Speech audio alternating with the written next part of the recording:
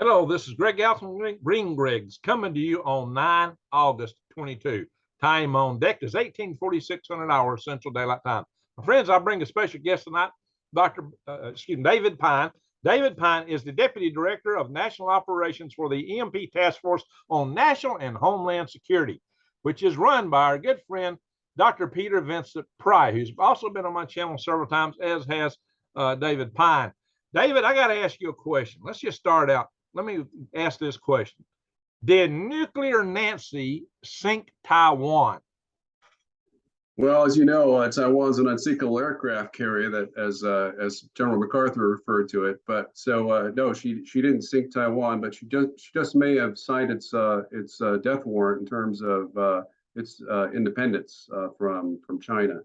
China, of course, has been planning blockade and invasion of Taiwan for many years and decades, stemming from its failure to complete its conquest of what used to be nationalist China during the Chinese Civil War, which ended in 1949. It was able to take over a number of nationalist Chinese held areas since then, including Hainan Island and various other islands off the coast. But now it seems to be ready for action, and that's really served to galvanize the communist Chinese leadership to stage these live fire naval and air military exercises around the island of Taiwan and blockade it, which is something I actually predicted they would do in an article I posted on my Substack at dpyne.substack.com about 10 days ago.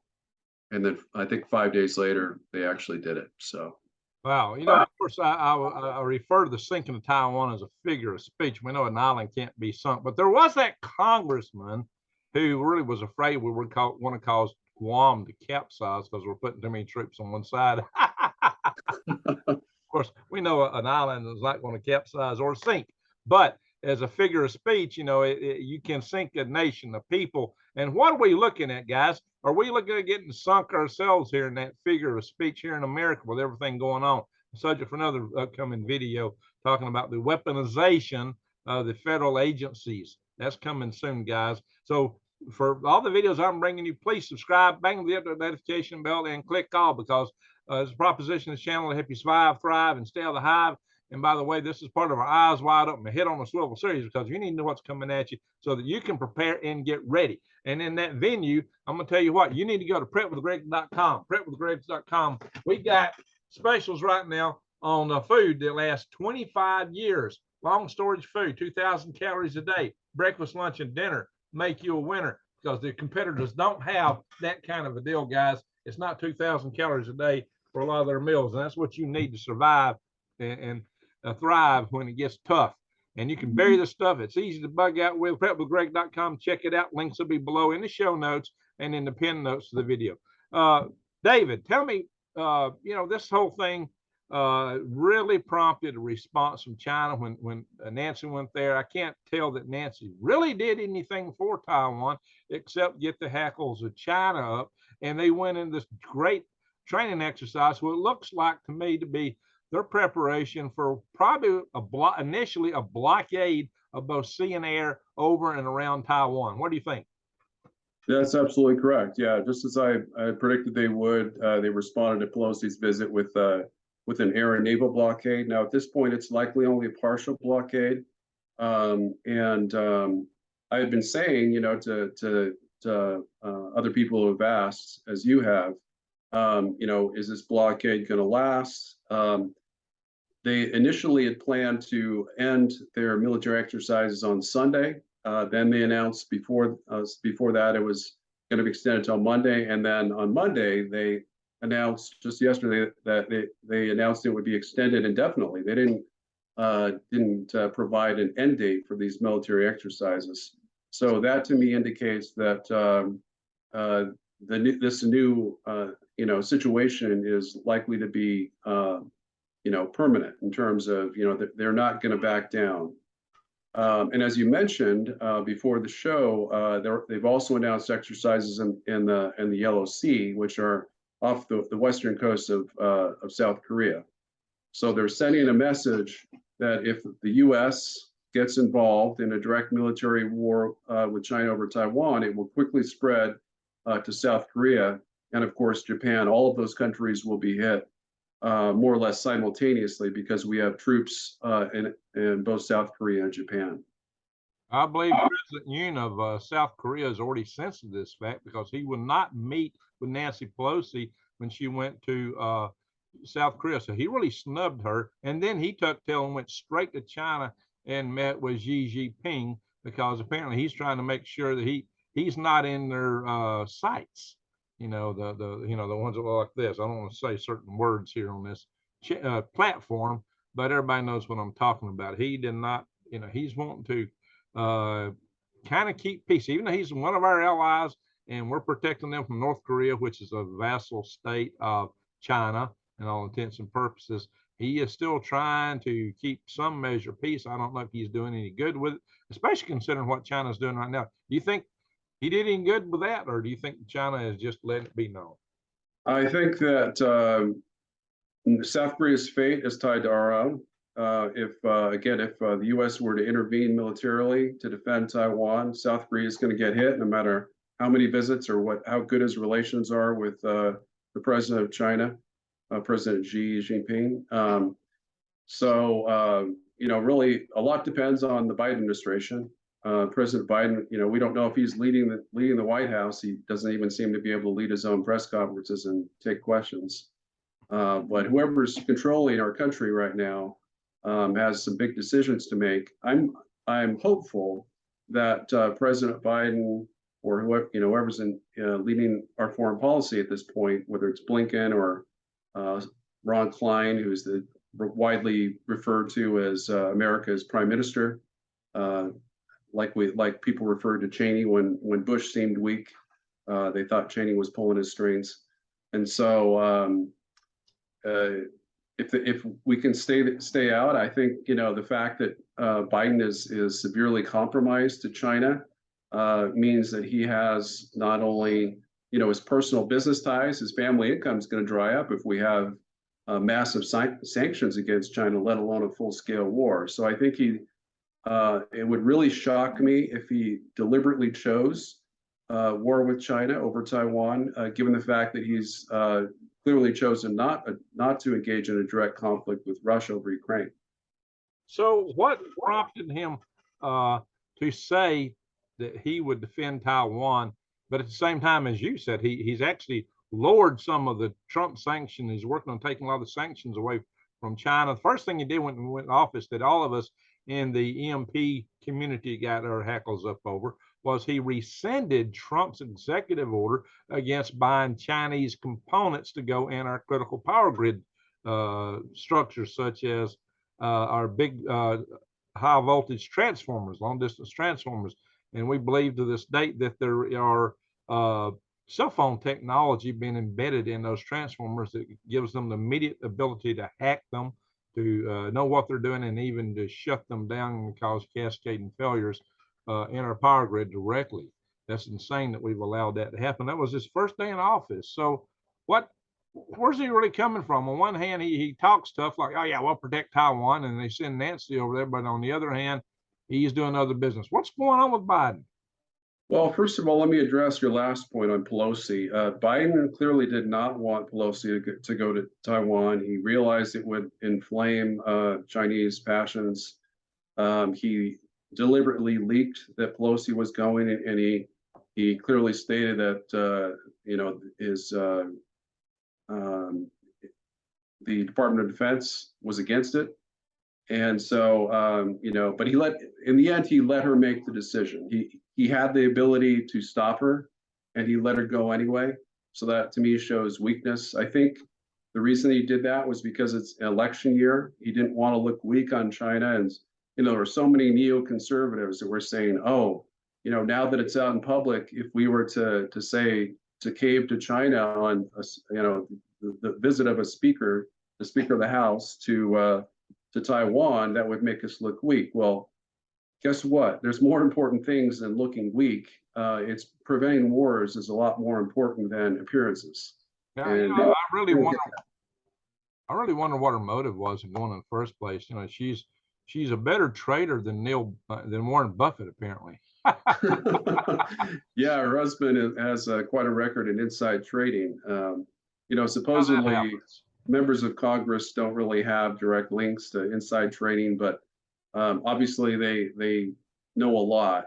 It's if not inside trading, it's semi-inside trading. We have a congressman here in Utah who's enriched himself by at least 63,000 just in his first year in office from what appears to be inside stock trading. So 73 million. As far as as far as he's a young guy. He's like in his mid-30s, so it's not like he's a real wealthy guy yet.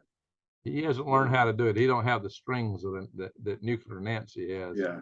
And by the way, I stole that term from David. Everybody.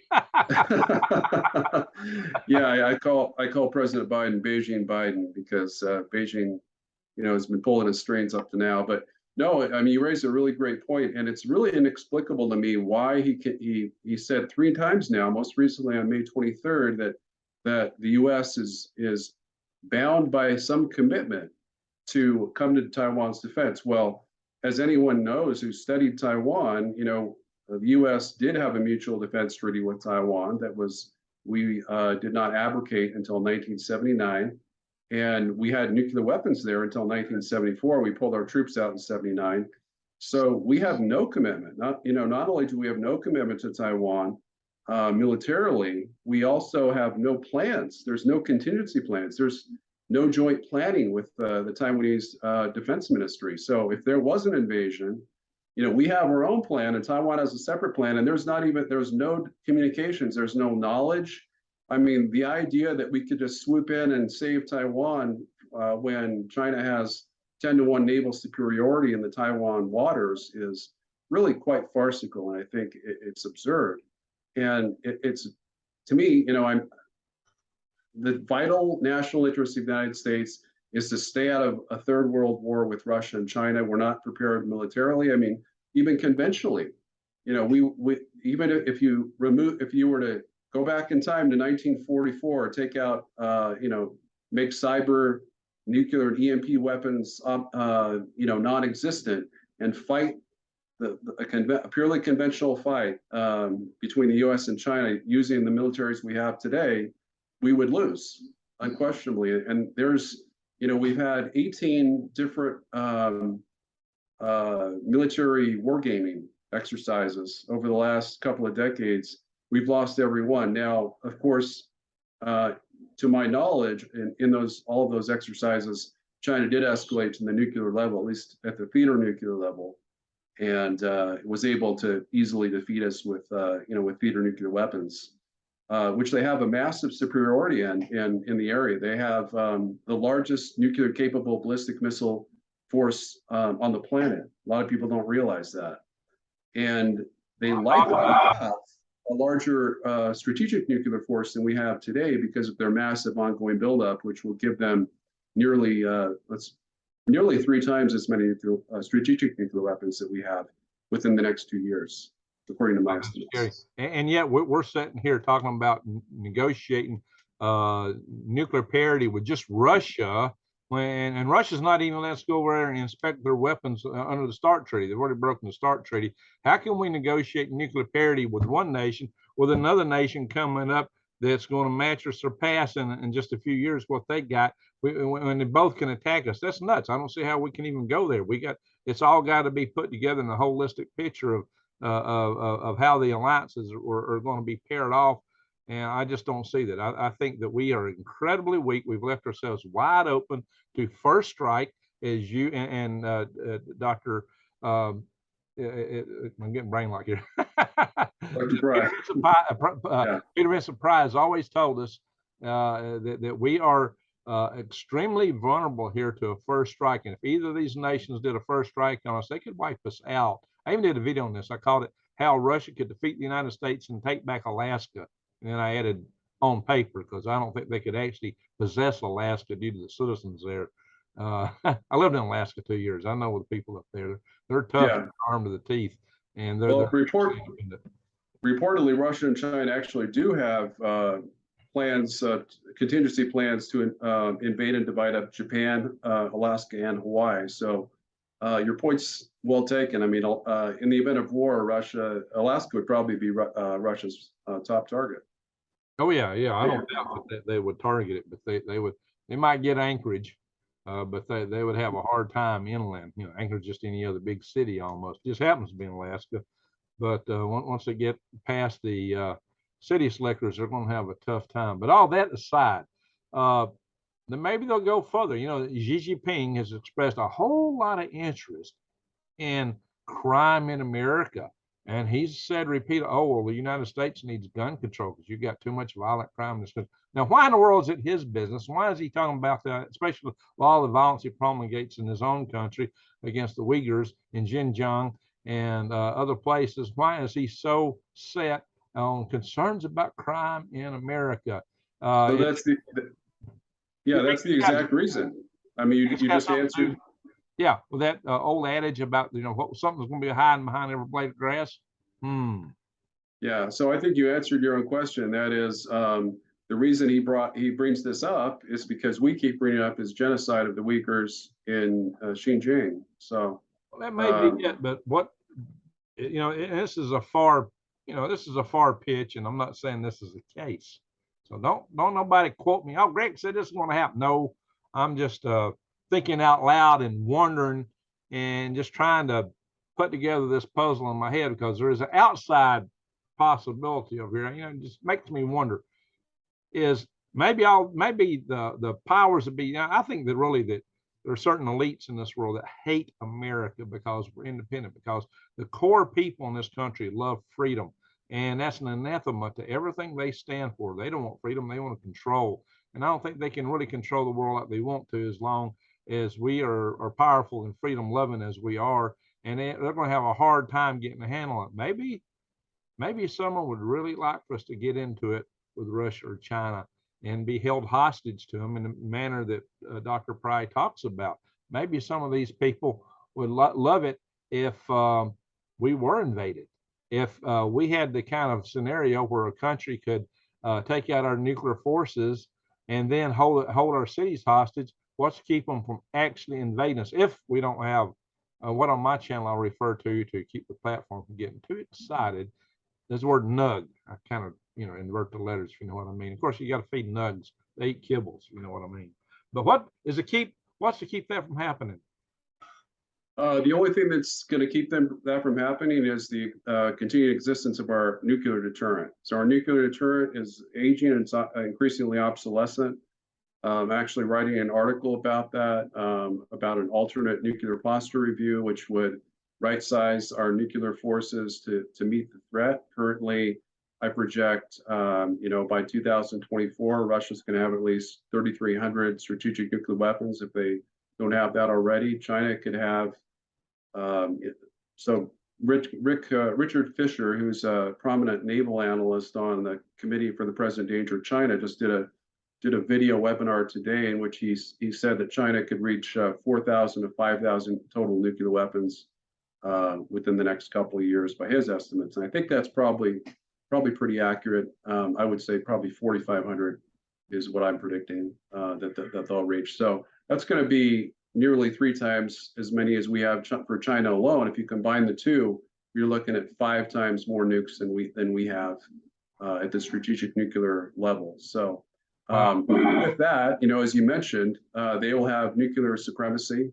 Peter and I have coined that phrase, and they'll have the ability to blackmail us. And of course, if we don't yield to their blackmail, they have super EMP weapons, they have cyber weapons. We know that North Korea has both weapons. They could use both weapons to take out our country alone, even if Russia and China were, dormant and peaceful. North Korea has 2 super EMP satellites that orbit from the south to the north. So they could come in with little to any warning and at the press of a button could take out our entire power grid. China and Russia, obviously, if North Korea is backward as the country as they seem, not really backward because they have, very advanced nuclear technology, almost on par with the US, I would say. But Russia and China clearly have that capability as well. So they really have, it's almost they have 3 guns to our head, to America's head. And, you know, our leaders are acting as if we have guns to their head and they don't have guns. You know, it's essentially like they think we have a bazooka and they have like little pea shooters. And it's, I would argue it's almost the opposite. So we can't go about bullying them as we have in the past. We need to stay out of their spheres of influence. We need to establish clear red lines that respect their vital interests while also ensuring our own. And that's really, I think, the key to avoiding World War III. And we really need to, you know, as Peter and I have talked about, we have to buy time to harden the grid. Even if we were to pass a grid funding bill today, it would take 2 to 5 years to fully harden the grid against cyber and EMP attack. We need more time to build a national missile defense, which I've also advocating in this article. At least 5,000 interceptors. We need at least 3,600 to 4,200 strategic nuclear warheads. We currently only have 1,500. So there's a lot we need to do. Once we do that, we'll be in a position, not to court war, but at least that our enemies will respect us and realize that they need to stay in their spheres of influence as long as we stay within ours. Well, this is not a court war, and I've tried to explain this to other people in the past. What we're trying to do is to avoid war, but we're so weak right now, we may be inviting war, especially with the kind of geopolitical postures that we take in the world, that we stand in the way of a lot of people's ambitions and what they're trying to go after.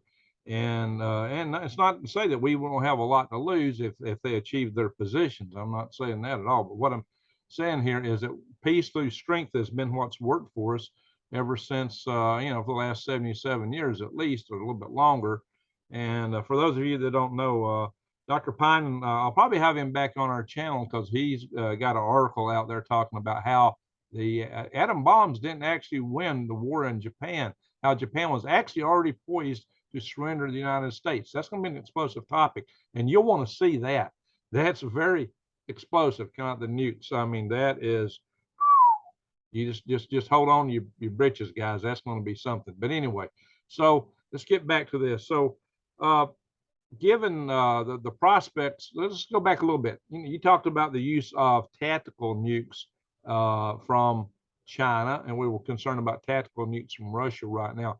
Do you think the United States would respond in kind? I don't think they would respond in kind, or we would, over the use of tactical nukes in the theater of war. I mean, that's quite an escalation. What do we do at that point in time? What's the United States want to do? What do you think? So I think it really matters. What matters is who gets attacked by nuclear weapons. So I've speculated over the last several months that if Russia were to escalate to nuclear weapons in Ukraine, Biden would essentially try to de-escalate. He wouldn't respond militarily, most likely. If Russia were to do the same against NATO, we would, of course, respond conventionally, but it would matter what the targets were. If they were strategic nuclear weapons fired at Warsaw and Berlin, then I think Biden would be under tremendous pressure to fire nukes back at Russia.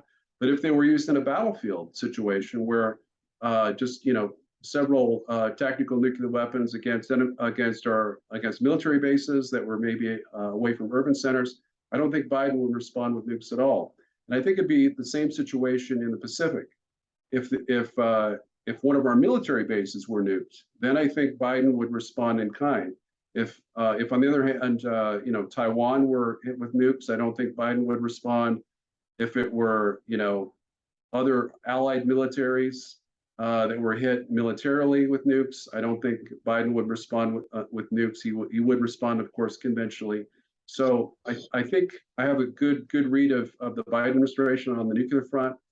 Now, they have come out and actually said, they haven't come out formally, but there's been a lot of scuttlebutt that he is wanting to declare a sole use policy for nuclear weapons. Now, what that means is America would only would only use nuclear weapons if nuclear weapons were used first by one of our adversaries. Well, that also goes back to our policy established in the Clinton era, was it Presidential Directive 60, which says that we will absorb the first strike from any adversary and then we'll respond.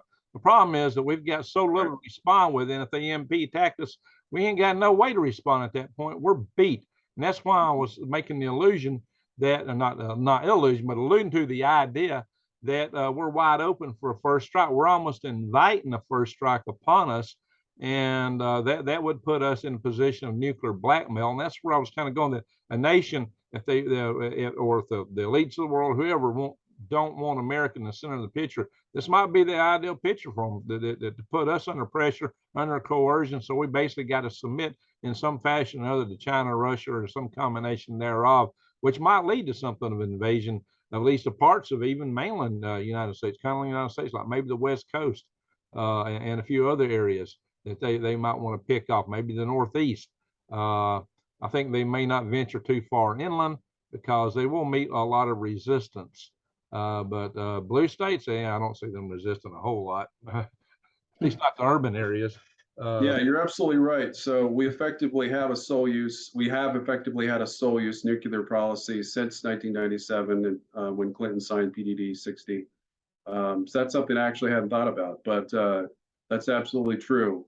So, by our own official policy, the president would not use nuclear weapons against a purely conventional attack, or even a conventional or so a cyber attack. If there was massive cyber attacks based on that directive, the president would not use nuclear weapons. So I mean, they could take out our entire grid, and in theory, Biden would do nothing to respond, even if he had the ability. So that is a little scary. Now EMP, of course, gets into kind of a gray area, because a super EMP weapon is a nuclear weapon that's designed to have a much greater EMP area of effect, or EMP pancake, as I used to refer to it, that would blanket the entire continental United States with EMP and take out all of our electronic systems, and be used as a technological weapons to take out all of our advanced technologies, which we depend on to support our large population of 306 million plus citizens, as well as 26 million non-citizens that reside here in the United States. I'd like to point out two things about that. One, Dr. Peter Vincent Pry teaches us that it is Russian. I'm an old guy, so I like to say Soviets and that. But they're trying to be Soviet again. It looks like that Russia has a policy that an EMP weapon is a cyber weapon. It's not a nuclear weapon, because they're not directly nuking the nation. They are hitting its electronic infrastructure. But it is a super weapon of unimaginable proportion, because such as the Congressional EMP Task Force, which Dr. Powell was also a key person in, had a study that revealed that 9 out of 10 people would perish within a year due to the societal collapse that would ensue after the grid down occurred. And a lot of people think, well, we'll just fix the grid. Well, if you fry these big transformers, it takes 18 months to get them on the loading dock after you order them. What are you going to order them with when all your banking system, logistics systems, and everything is computerized on the internet and now non-existent? And when you get it on the deck, and we're having labor shortages today after 9 out of 10 people are gone, who's going to be left to put this stuff in place? Everybody's going to be feudal lordships here trying to fight each other for scraps of survival. It's not going to be a pretty picture. So this is a horrendous scenario. It will be horrendous with our nuclear power plants, the spent fuel rod pools, the reactors, and everything there. We're going to be in a very bad situation if this occurs. But we will be taken out of the picture. The United States will not be anything but one of the most pathetic third world countries in existence at that point. We'll be a failed state at best, but really the U.S. will cease to exist. I predicted that in a full EMP attack scenario, comprehensive super EMP attack, the U.S. would essentially break up into city-states. It'd be like Germany back in the 18th century, when they had like 300 different principalities. And I mean, it could be more, it could be 12, but I think it would really destroy the ability, certainly of the federal government, to function, even if it still existed, even if they spared DC. So there's one new reason, which I found out, why they might spare the capital, and that is the Chinese telecommunications giant Huawei actually has, according to the FBI, as reported by CNN, they have a cell phone tower located in DC, which the FBI says has the ability to disrupt communications from the president, from our National Command Authority, including not only just to the military, but to our nuclear forces as well. So if the president were to issue an order to launch our nuclear weapons, that order might be disrupted and might never even reach our nuclear triad. Well, you know, I covered that in that Russian video I was talking about, how we could be defeated and forced to surrender Alaska. But I did actually cover the attack scenario. And I think I mentioned this on another channel too. This, yeah, in fact, I did on a program called Leak Project, that the attack scenario would be that China would hit us with cyber attacks, and they got enough cyber attack capability to take down our comm systems. They would probably hit us with an EMP, and there's discussion that says that they're actually looking at a strike, a Pearl Harbor operation against our forces in Guam, Okinawa, other places in Japan, maybe even South Korea, that they would take out our forces in the area and maybe even get the assistance of North Korea in on the action. Who knows, even Russia might chime in. But our forces that would be directly available to threaten their takeover of Taiwan. I've heard this through several different sources, that they're looking at striking us even before they hit Taiwan. What do you think? Well, I've been predicting for quite a while now that the Chinese are not ones to take chances, and we've made enough statements. Biden has made, as I said, 3 different statements, in which he affirmatively declared that we would defend Taiwan militarily. And as I said, you know, he said we committed to do that. Well, Biden, of course, you know, he makes so many gaffes. He apparently failed to realize that we abrogated our mutual security treaty with Taiwan in 1979. But I no longer believe that to be the case. I think in terms of a preemptive strike scenario, I think Russia and China, I've learned that they really don't want war with us, but they are prepared as if we will defend our allies. So they prepared to destroy us. But that's not their first choice. China especially. China is pursuing, their primary strategy is one of achieving economic hegemony. They foresee, they've already achieved they've achieved twice the size of our manufacturing industrial base. So, you know, if we had to refight World War II, a conventional fight, they would outproduce us 2 to 1. Certainly, let's stop there a minute. That's really key. We won World War II because we outproduced everybody else. We won World War II as a war of attrition because the United States was the top producer of manufactured goods and actually the top producer of petroleum and the main export of petroleum in the world in World War II. We were the kingpins of these things, and nobody could outproduce us. And that's how the United States, every war the United States has won, it's won as a war of attrition. And we are no longer in that boat. In fact, I got to ask you this. You know, there is that Taiwanese company, TSMC, the Taiwan Semiconductor Manufacturing Corporation, that makes the vast bulk of the high-end computer chips in the world. How many of these chips are used in our critical military systems? Have we avoided this due to the red hard requirements, or are we actually using a good bulk of their chips in our key missiles and avionics and our weapon systems? I don't know for sure the answer to that question, but my belief is that we use Taiwanese advanced semiconductors in our missiles and weapon systems. Well, given the fact that they make 92% of the world's advanced semiconductors. If that's true, and if this goes into a blockade around Taiwan right now, well, we're going to have a hard time arming, just as we're trying to keep Russia from arming.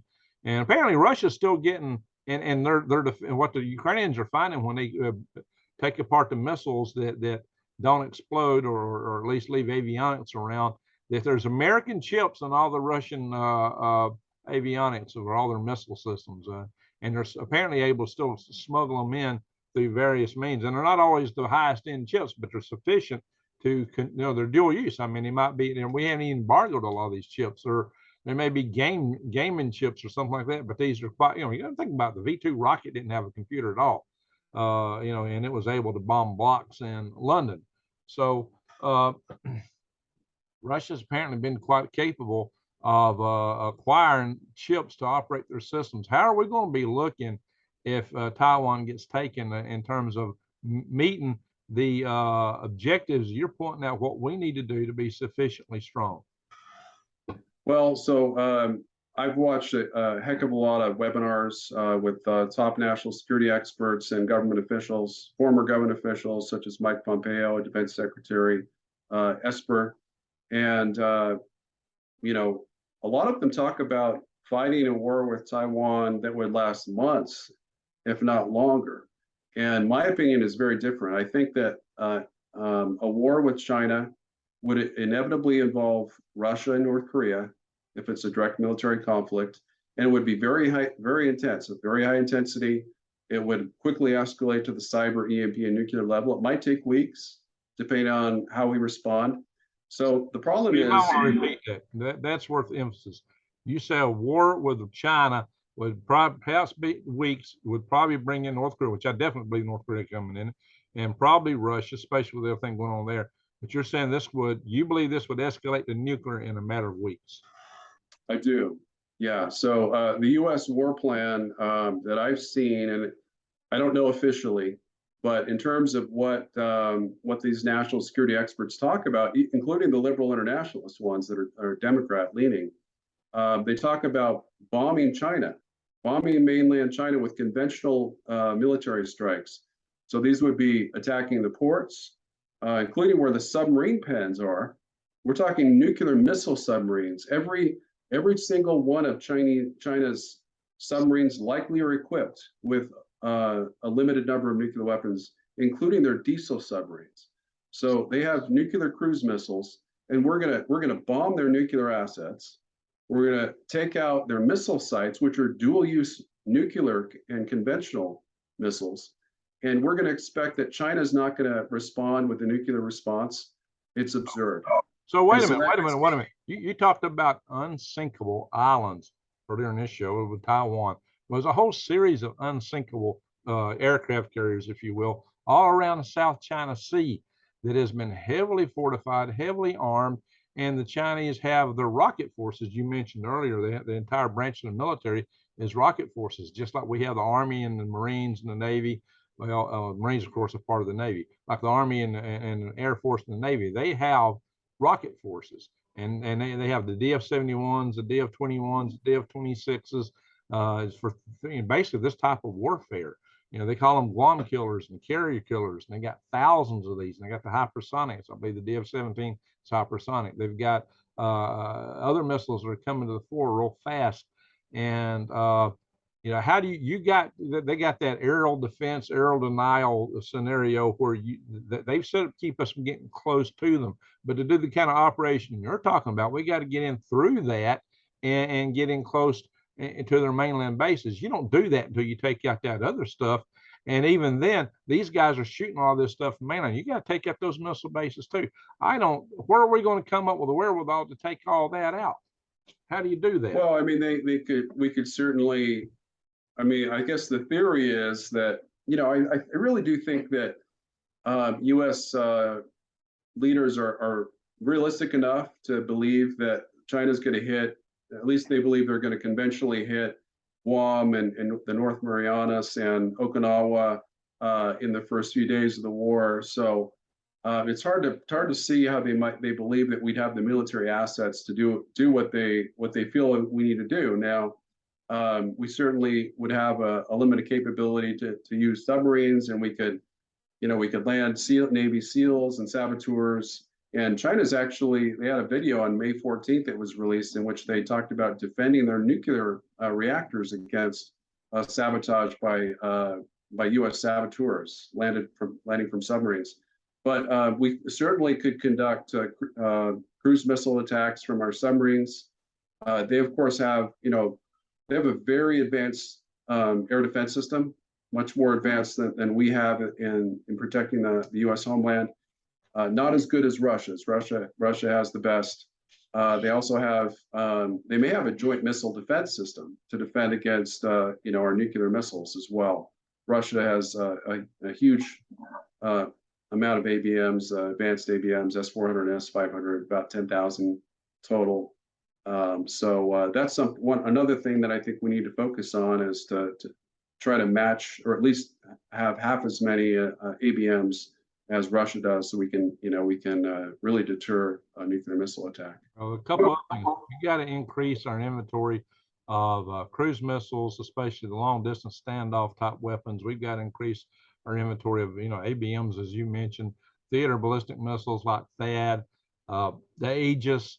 We've got a lot of things that we need to start cranking up and cranking out. We're sending a lot of this stuff. We're depleting our inventory. And in fact, we just need ammunition, artillery, and things like that. If it should evolve into the longer range war that a lot of them are forecasting, we don't have the wherewithal to keep our ships supplied. We don't have the tender ships and all the things that we really need for long-term logistics for a long war. You need planning to start setting all this stuff. Logistics is the key that military survived by. What Russia got in trouble with in Ukraine was they didn't go in with proper logistics. That's why their campaign in Kyiv failed to start with. One of many reasons, but logistics is key to any military operation. And they're still having problems because they're supplying everything from railhead, and like they're loading artillery with hand instead of forklifts, off the trains and into the warehouses. And that's why they got these choke points. That's why the HIMARS missiles are so effective at taking out their ammo dumps, and how that's hurt Russia's ability to respond. And we're in a sense, we're not in a lot better position because of our lack of things like tender ships to bring the supplies to the fighting in the front. We don't, and if we had the tender ships, what do we got to put in them? We just don't have the depth of the logistics and the operations and the manufacturing to fight a war of attrition. We've got to bring this stuff back up if we're to do that. One other thing I'd like to point out, there is a development that I think is very promising. It's called Rapid Dragon. And Rapid Dragon is the idea of taking this arsenal ship concept and putting it in the air with cargo ships that could be outside of the reach of the Russian missiles. I'm not Russian. Chinese is what they're looking at. And you drop these pallets out of the back of the ship, and you have these palletized cruise missiles like the AGM-158 JASSMs, Joint Air to Surface Standoff Missiles, which Lockheed developed. Things like that. That's one of the ones that are concerned. There's several standoff type missiles in the inventory. That's got about 1,000-mile range, so it's very attractive for use like that. I think that needs further emphasis and further development. I got an idea to take it one step further. Drone swarms launch from heavy boosters like a single stick SRB rocket like we're using on the Artemis 1. We've actually flown a similar vehicle already, so it's not a technological development, called the Ares 1. You could put, that thing has 3.6 million pounds of thrust. The amount of standoff missiles that you could put in that is just mind-boggling. And I've done the math on that. I've covered it in the previous video. I mean, you could put 833 the JASSM 158s in there if you can get by with 3 million pounds of those things. If it's half that, it's still, if you fly these things like a cloud swarm, what they could do would be mind-boggling. Even for missile defense, if you put up a big drone swarm, you could stack these things. You could have a 3-stage vehicle, like 5 of these on the first stage, which would give you 18 million pounds of thrust. Or just you can put it together a stage that's got 3 of these things. Now this is the shuttle. The shuttle actually had 3.3 million pounds of thrust and 4 segment boosters. I'm talking about a 5 segment booster. A second stage with 3. I mean, it might be a first stage of the vehicle, because people have to do trade studies to optimize it. But you're talking 10.8 million pounds of thrust with maybe another stick on top. So if you need range, like for ballistic missiles and hypersonics, I mean, you can put out a ginormous cloud swarm of things. Like you put ATACMS on it, put other platforms in there, and it would be, you could obliterate so much stuff with it if you needed to. I mean, if the enemy knows you got that, that would really discourage them. I think you can stop HIMARS. I meant SARMATs and hypersonic missiles. I think we can have a very effective missile defense. Of course, loaded up with brilliant pebbles. Those things are on the way about 5. The heaviest ones were something like 5.5 pounds. I mean, you could put so many of those on board, it would be mind-boggling. Brilliant pebbles. And I think we need some in orbit, by the way, some brilliant pebbles in orbit. But, we need missile defense. I think this is a way to throw it and use cloud drone swarm technology, which has been developed, put it on big boosters like that. And what you could do with it would be, I think, mind-boggling. I think that you could totally annihilate most of your threats if you built, you put these little single stick things in several locations, or have a 2-stage or 3-stage versions for various requirements. I mean, you have to do requirement studies, what you're really aiming at, and then do trade studies to optimize the whole system. So I'm not saying what the final architecture would be. This is just painting a picture of parameters of possibilities. That's all I'm trying to do there. Just say, hey guys, we need to think outside the box, because the enemies are thinking outside, or potential enemies are thinking outside the box. And so I think this could be something that ought to be factored into our deterrence. What do you think? I think you're absolutely right. We need more space-based missile defenses. Brilliant Pebbles is something that was, that was a question before Congress in 1990. That's how old that even earlier it came out. But I think it was killed in 1990. What? Edward Teller and Lowell, who come up with this, was meeting with Reagan on it. I got a picture where they were meeting around a conference table talking about this. Oh yeah, by the way, this is my Space Force pen, if you hadn't noticed. So that's nice. Yeah, so I think the price tag on that, I want to say it was like 47 billion. Nowadays it'd be, obviously probably well over 100 billion, but maybe more. But the point is, it's a one-time expense.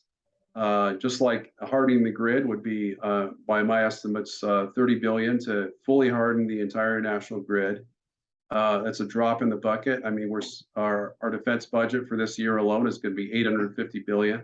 What we need to do is we need to repurpose our. You're not going to spend it all in one year. And furthermore, look, we just decided to give $80 billion to the National Science Foundation. In addition to what we funded them at already. That's like that's like tripling their budget. So, we do these things at a drop of a hat. Just, we'll throw $100 billion here and $100 billion there, and throw it over to Ukraine, throw it to these guys, throw it to those guys. And it's nuts. But when it comes to, what's our federal government supposed to do? Protect our borders and protect our people. I don't see that's doing either one. But instead, our federal government has been weaponized against their people, it seems. So what do you think? Yeah, well, that's exactly right. So the emphasis, the main priority of our military ought to be defending America, and it's not. The sad truth is our military is focused on power projection. It's focused on defending our allies. We actually do pretty good. We have a pretty good capability to defend our allies, not Taiwan.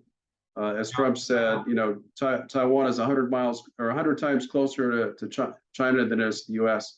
So if they were to invade Taiwan, there's effectively nothing we could do about it. But why don't you tell everybody what you did in the military? So I was a U.S. Army armor officer. So I was an M1A1 tanker platoon leader. Was only in for 3 years, and then as a civilian, I was on the Army headquarters staff from 2000 to 2003. And what I did was I was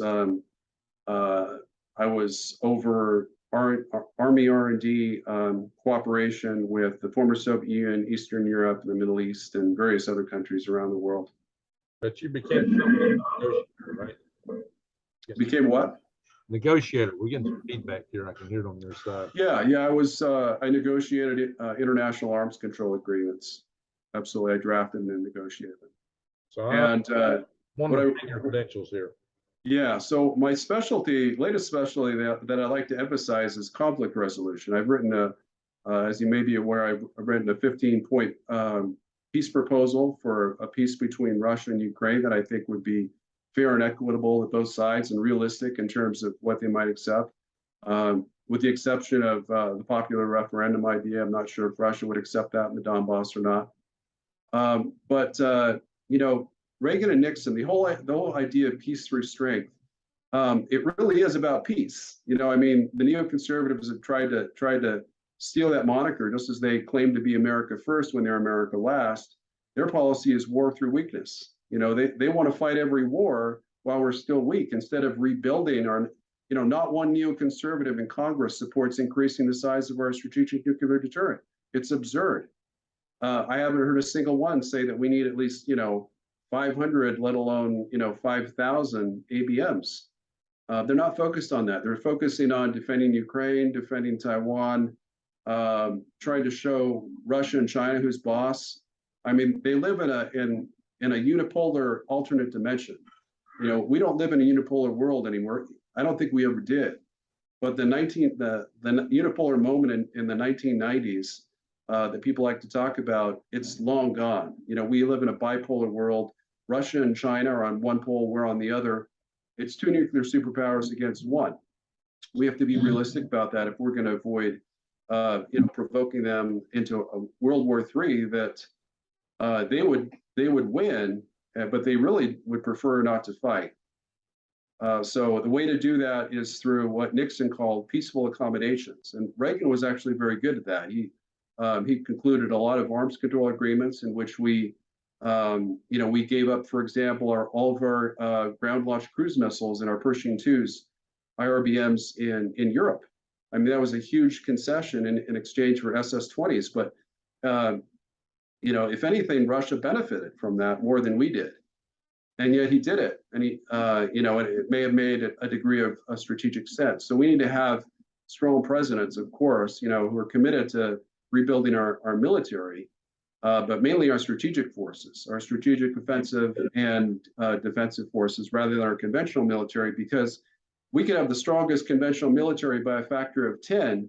And if our enemies have 10 times more nukes or 10 times more super EMPs, they could take it out and neutralize it, and we could be invaded irregardless of our conventional military strength.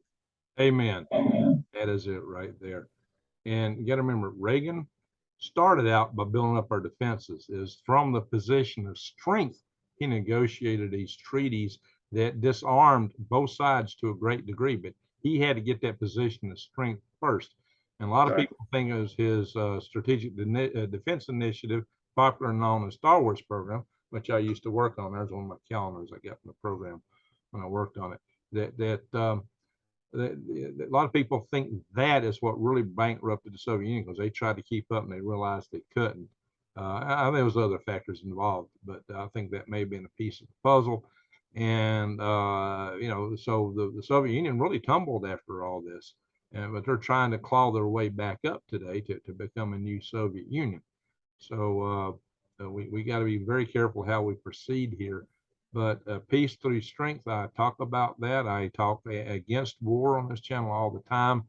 But I say, you know, if you're the weakest kid on the playground, a bully's going to take your popsicle, your candy, your lunch money. And that's what happens. We can't be and I tell people that if you ever remember back in school days, how the big guy was always the one laid back and laughing. Why? Nobody was going to mess with him.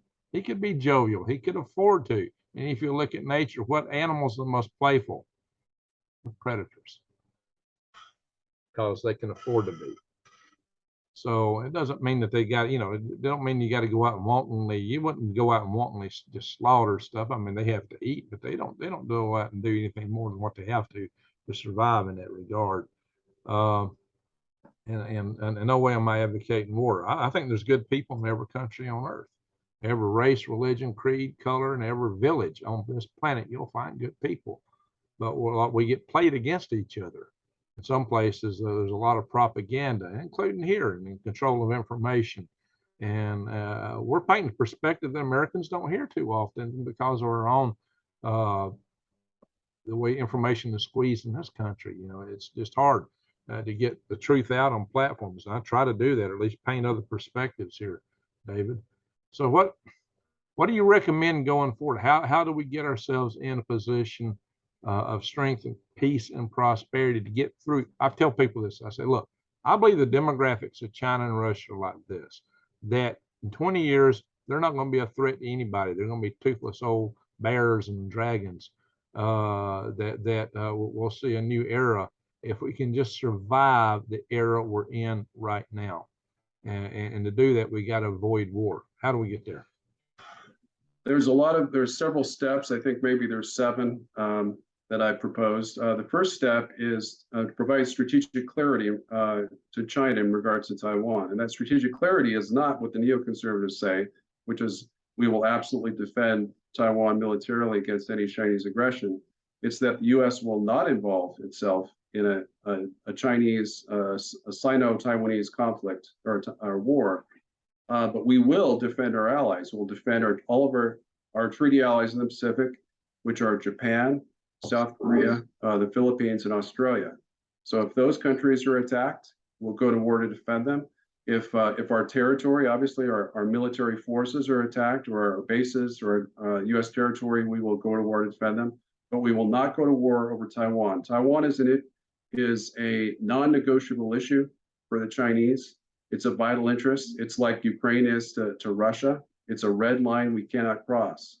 We're already seeing increasing indications that Russia is preparing, or Putin is preparing the Russian people to support a war against the U.S., envisioning that the U.S. may come to Taiwan's defense, in which case Russia will also declare war against us. So we need to avoid that at all costs. And as you said, Russia and China, I don't believe that they're going to go away. I don't think the threat's going to be less, because I don't measure the threat in terms of population. China, I think, is by some measure, indications I've seen that their economy might maybe 3 times larger than ours in 20 years, but their population will be lower than what it is today, substantially. So it's hard to predict, but what is most likely, they're going to have the same nuclear forces, if not larger, than what they're projected to have in 2 years. And at this rate, ours is going to be the same size. So who's going to be calling the shots?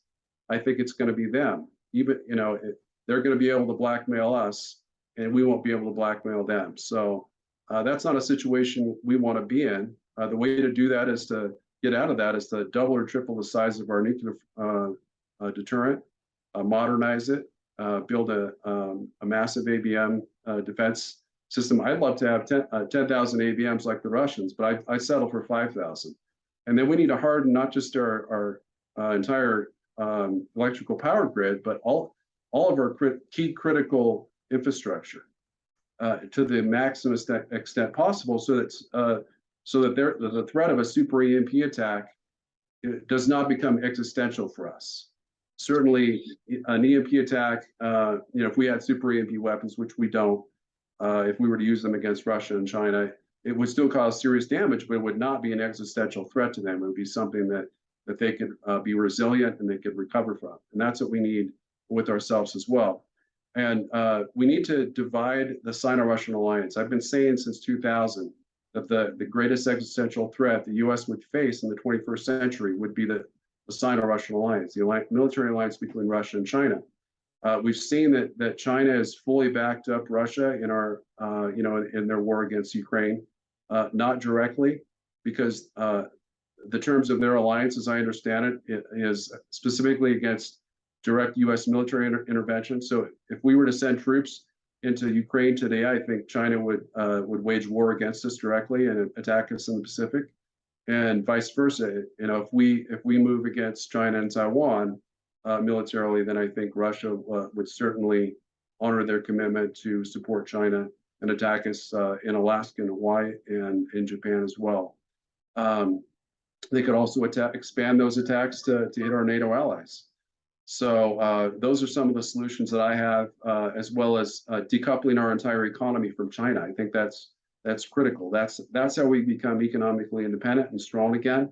So that if we're faced in a situation where we're blockaded or massively sanctioned by China, we have the ability to build our own weapon systems. We need to vastly increase our manufacturing base and reshore all of our manufacturing industries from China, from Mexico, and other countries back to our homeland. Yeah, I'm all for bringing our manufacturing capabilities home. Now, that said, you make a lot of good points. I think some of them are bitter pills to swallow by a lot of people in this country, especially with regards to Taiwan. Just giving up a democracy of freedom-loving people to be overtaken by, like Hong Kong was. is going to be a real bitter pill. But also we lose access to there's some strategic things that have to be factored in. One, we lose access to TSMC, the chip manufacturer, which is one reason we also should have had all that stuff here in the first place. I used to, when I was back in the 80s, General, I believe it's John Kohler, I'm not sure, I may have the name off now. It's been, over 30 years ago. He briefed us about, why we needed to keep all our manufacturing ashore, and how that at the time that was a priority of the Army Material Command, and how, he talked about wars of attrition, and how that's how we always won. He talked about these things. Back then, the Army was trying to maintain that, but we've lost that attitude, and now we're paying dearly for it. So the couple other dimensions of Taiwan, if China should take it, they have a major strategic advantage in the first island chain, and a good launch point from which to attack Guam and China and South Korea. Japan, excuse me, I didn't mean to say China. Japan. So Japan would really be concerned. And there's also shades of people saying, well, if we don't take care of Taiwan, how is Japan going to trust us and our obligations to them? Of course, we haven't made an obligation to China. So how do you respond to those counter arguments? Well, first, let me say that from a military strategic perspective, it makes no sense to fight wars we can't win. Under the Weinberger-Powell doctrine, one of the tenets is you look at a war dispassionately from a U.S. national security perspective, and you decide, is it winnable? What is the mission? Is it winnable? Is it achievable? If you look at Taiwan, it's not winnable. It's not achievable. So you have to look at what is the best outcome we can achieve. And the answer, unfortunately, is a peaceful reunification agreement with China that would maximize Taiwanese autonomy. Would it allow for Taiwanese to leave the island, to immigrate to the U.S.? That would provide amnesty for any independence leaders and Taiwanese military. It is a bitter pill to swallow, of course. But it is, I'm a foreign policy realist. Peter's a foreign policy realist. We live in the real world, and we have to make choices based upon our relative military strength and capabilities. Yeah, and that is something that U.S. leaders have refused to do over the past 30 years with their failed policy of liberal hegemony. Right, and that's hard to argue with. But these are the questions that get asked. These are the counter perspectives. And these are some reasons I tell people why we're so involved in Taiwan, and that's the case. But what about the prospects of, if there's two other ways the United States might respond if there's an invasion of Taiwan? I expect we'll have some kind of response. We could, at the highest level, blockade China, and all that trade goes through that Strait of Malacca Strait, off Malaysia. We could really strangle them that way, but we could expect response for that too. And the other thing is sanction them, as we've sanctioned Russia. That's another level. What do you think about blockades and sanctioning as responses to them taking Taiwan? I think our ability to conduct a blockade of China a counter blockade is essentially nil. They have massive naval superiority. The Pacific Fleet the 7th Fleet consists of 57 warships. They have about 770 by my count, total ships. I guess a little over 350 major surface combatants. So we simply don't have the naval power. It would be like Germany blockading Great Britain. Well, I'll move back. I got some feedback. So yeah, in terms of naval power, overall we have a stronger Navy because of our aircraft carriers. But in terms of, I'm talking about the Pacific Fleet. We have 3 carriers in the Pacific Fleet. We currently have 1 forward deployed, along with 2 amphibious assault ships. The American, the Tripoli, and then the Ronald Reagan is our aircraft carrier there. But the Ronald Reagan carrier battle group consists of 4 major surface combatants, so it could be wiped out without a lot of difficulty. So yeah, but in terms of economic sanctions, that I agree with you. That is where we can hurt China. So China has a tremendous number of jobs and industries that are dependent upon their profits from their exports to the United States. So their GDP would go down substantially if we were to cut trade with them on a massive level. And I've come up with a lot of different ideas on how to do that. We can have executive orders to, kick PLA and PAPO and businesses out of the United States. We could force our own companies, our multinational companies in China that are high tech and manufacturing companies to pull out of China to return to the United States. We could match China dollar for dollar in terms of an executive order that says whatever tariff China has on a certain product, we'll match that dollar for dollar. So that if they have 100% tariffs on some kind of metal, for example, then we have 100% tariff on their products that are the same. All these different kinds of things we could do that we really haven't even tried. I mean, Trump just barely scratched the surface with his 25% tariffs. Chinese tariffs are much higher than that on average. And we could also declare China a currency manipulator, and that would also sort of raise tariffs. And we could do a border adjustment tax, which is something Speaker Ryan had proposed when he was Speaker. So all of those things combined would have a massive impact on China. Of course, they would retaliate. They would retaliate economically, and they might block a lot of the key things that you talked about.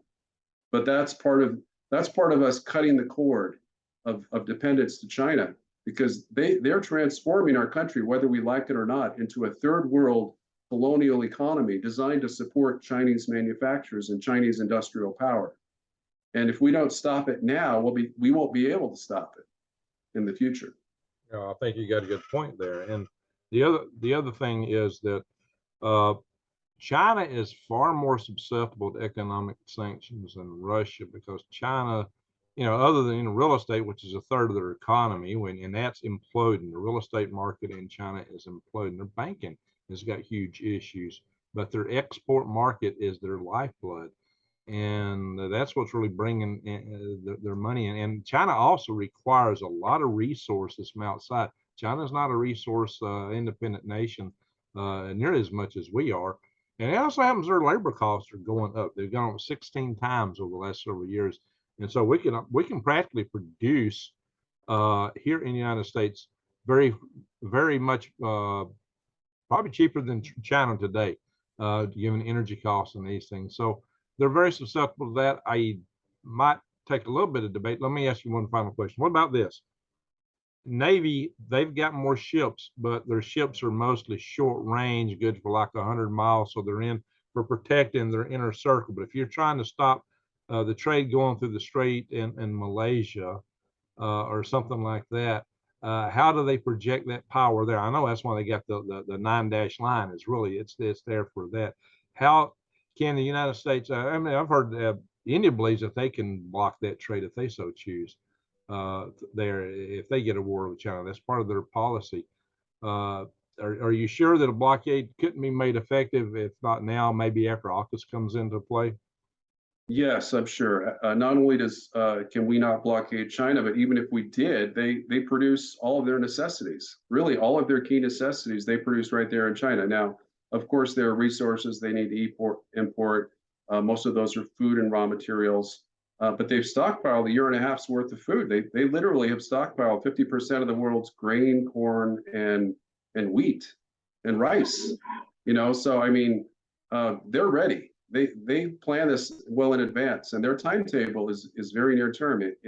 I'm predicting it's likely this fall that they would. Their plan is to retake control of Taiwan before the 20th Communist Party Congress occurs in November. But it could be extended another, till into next year. And of course, the U.S. government is predicting it'll be in the next 18 months. So okay, real fast. What would you have our members do? You would have them call the congressman and do what? Say what?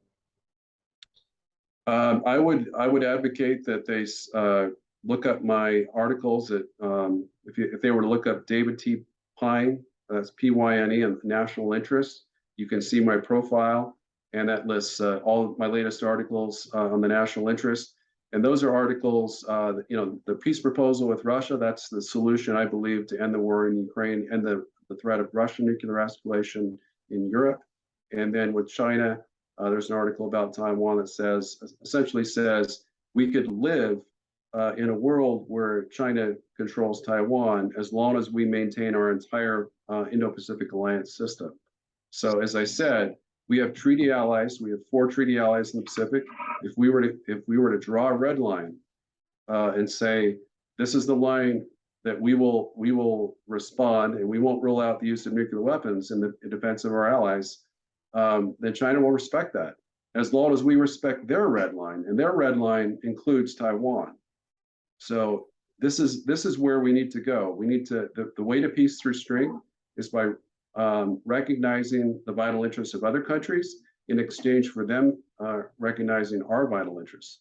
And one of our vital interests, I might add, is getting the Chinese out of control of the Panama Canal.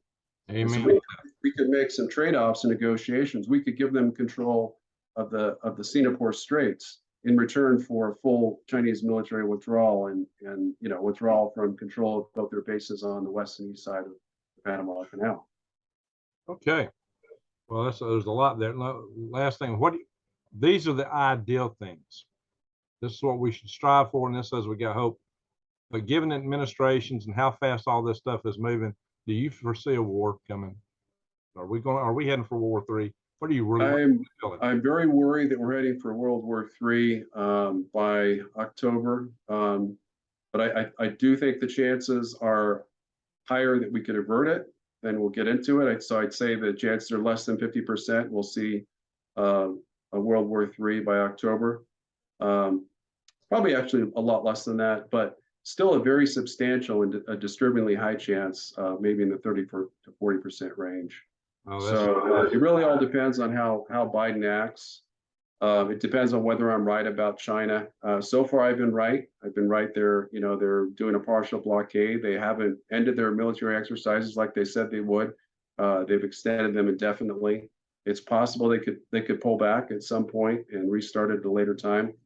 But thus far, the signs aren't hopeful. So in answer to the other question, I think trying to use my articles and Peter's articles on the EMP Task Force website to forwarding those to members of Congress to alert them and educate them and try to get them to move our policy in a pro-America first direction. I think that's really the key to saving our country at this point.